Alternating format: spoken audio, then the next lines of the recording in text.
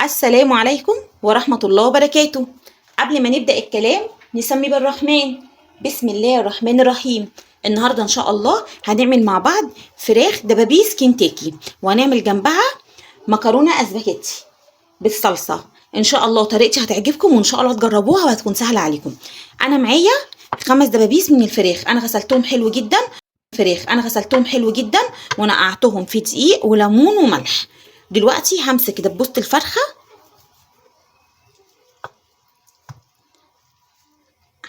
انا هفتحها كده اهي بالطريقه دي اهي كده، ومن الناحيه التانية برضو.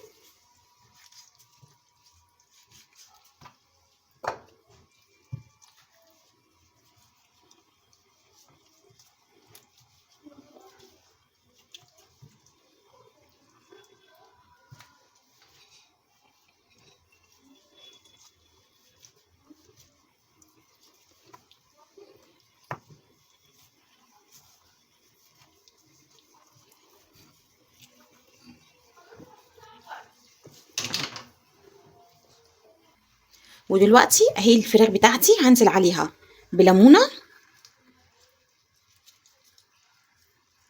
وهسيب قشر الليمونه فيها اهي.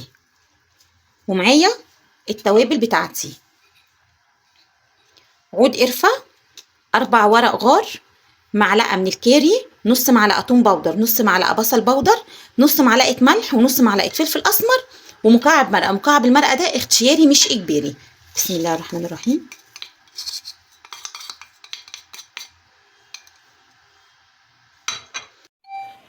ودلوقتي بعد ما حطيت كل التوابل بتاعتي على الدبابيس، انا بتغلي ميه في الكتل، وتنزلي كده بسم الله الرحمن الرحيم.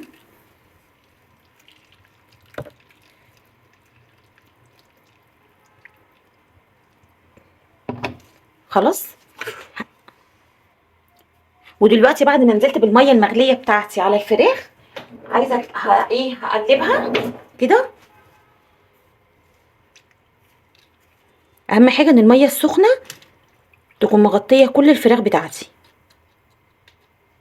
انا ممكن انقلها بحاجه اكبر. ودلوقتي الميه السخنه لازم تكون مغطيه الفراخ كلها. هغطيها وهسيبها على جنب.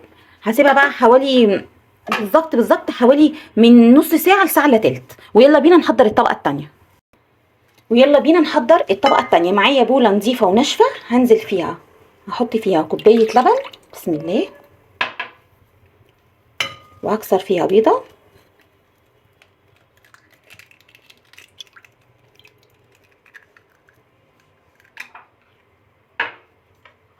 وهحط فيها ربع معلقه فلفل اسمر، ونص معلقه بابريكا، وربع معلقه توم باودر، وربع معلقه بصل باودر، وربع معلقه ملح، وبهارات الفراخ. وهحط عليها بالظبط حوالي 5 معالق من الدقيق. يعني كل دبوسه هتاخد ايه؟ معلقه، 2 3 4 5.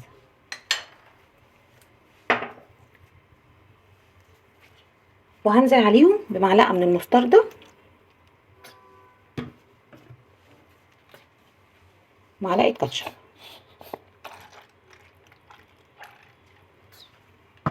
هقلب كل المكونات دي حلو جدا مع بعض، وهسيبها على جنب خالص لغايه لما الفراخ بتاعتي تكون جاهزه.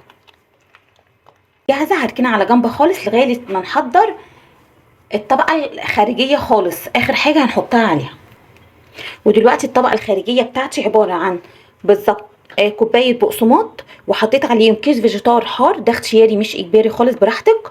وهحط عليهم خلطه الفراخ الكرانشي، هنزل عليها ده بالظبط يا جماعه نص كيس مش كيس كامل. وهحط عليها معلقتين من الدقيق بس كده.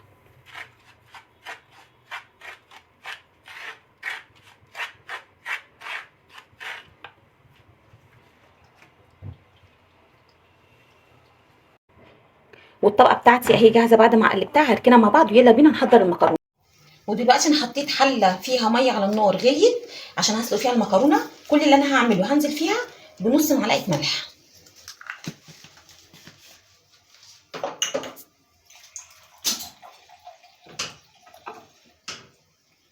والميه اهي جاهزه معايا غليت. انا مكسره المكرونه على 2. عايزه تسيبيها سليمه سيبيها. بسم الله الرحمن الرحيم.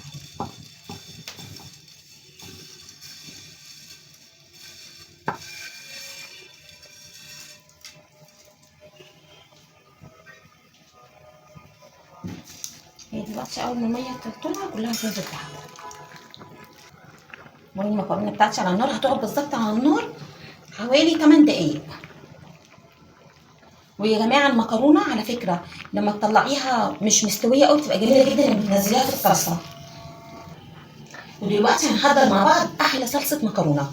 معايا بالظبط على كيس المكرونه اللي انا عاملاه 4 معالق زيت. بسم الله الرحمن الرحيم.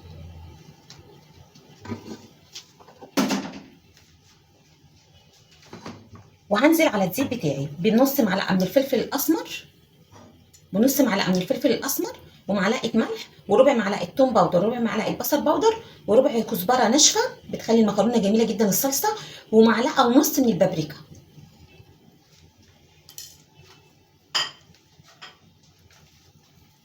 وهنزل بمكعب مرقه، ده اختياري مش اجباري بس جميله جميله في المكرونه.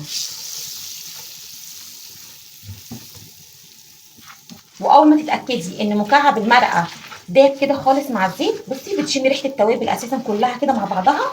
هننزل بالظبط عليها بشفشق باسمها ايه ده.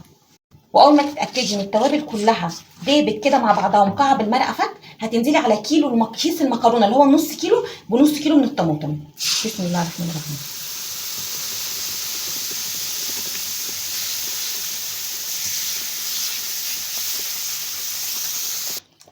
وهنزل برشه من السكر. واخر حاجه هضيفها على صلصه المكرونه اللي انا سلقاها، هاخد من ميه المكرونه بالظبط حوالي فنجان من الميه من ميه المكرونه. بسم الله. بس وهسيبها بقى تتسبك مع بعضها حلو جدا. ودلوقتي الفراخ بتاعتي بعد ما قعدت بالظبط في الميه حوالي ساعه الا تلت طلعتها. بصوا بسم الله الرحمن الرحيم. بصوا شبه ايه، بصوا لحمها كانه استوى شويه. هنزل بسم الله هاخدها كده من اول. ودلوقتي هي هاخدها كلها من هنا اطلعها اصفيها كده.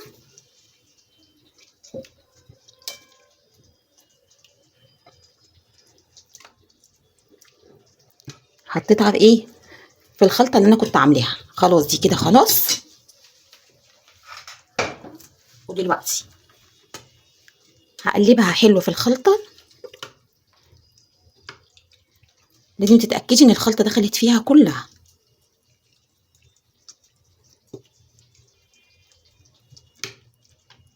بصي بقى دلوقتي عندك اختيارين. عندك اختيارين ممكن تعملي. انا هاخد من دلوقتي من التتبيله دي هحطه في البقسماط، هحط على طول في الصينيه وهرفعها في الفريزر لمده 10 دقائق. انت ممكن تعملي حاجه حسب طبعا ايه الخلطه الخارجيه اللي انت بتحبيها. ممكن تاخدي من هنا تحطي في البقسماط، ترجعي تحطي هنا تاني، وترجعي تحطي هنا تاني، انت وراحتك. بس انا بصراحه هستكفي ان انا ايه احطها مره واحده اهي. وبماسك تاني يكون ناشف عشان الدنيا ما تتلخبطش كده منك. هقلب كده حلو. وفي الفتحات اللي احنا فاتحينها دي ايه دخلي البقسماط اللي احنا عاملينه بالخلطه.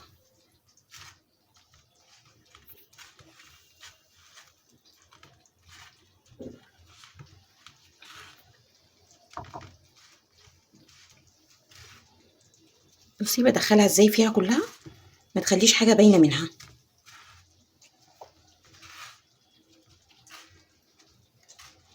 اهي. واخدها هطلعها في الصينيه بتاعتي كده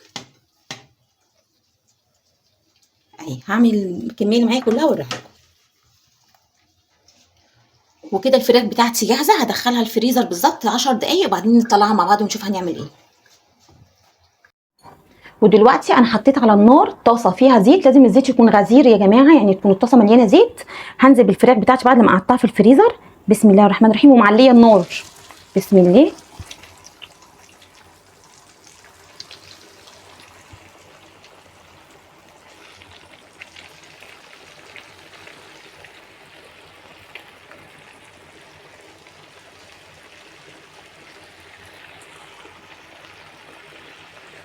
اهي. ههدي النار، هخليها وسط. بعد ما نزلت بيها هخلي النار وسط، مش هوطيها خالص. وبعد ما تاخد على الناحيه دي حوالي 8 دقايق هقلبها على الناحيه الثانيه برده 8 دقايق، وارجع ارجعها على الناحيه الثانيه حوالي دقيقتين وخلاص. ودلوقتي هقلبها على الناحيه الثانيه. بصوا اول ناحيه عملت ازاي. بسم الله الرحمن الرحيم. الزيت عشان وصل لها كلها، فالحمد لله كلها يعتبر ايه تستوي مع بعضها.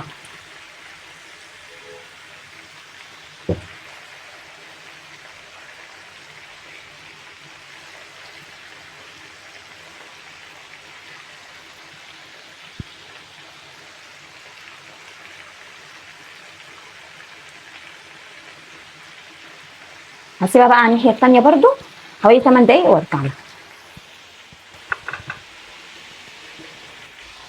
ودلوقتي هي الصلصه بتاعتي وهي المكرونه. بسم الله الرحمن الرحيم.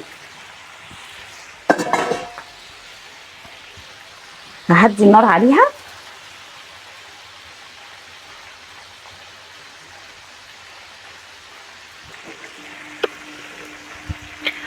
الاكل بتاعي بعد ما خلص يا جماعه اهو. بصوا الفراخ جميله ازاي، ناشفه ومن جوه طريه جدا، جوسي جدا.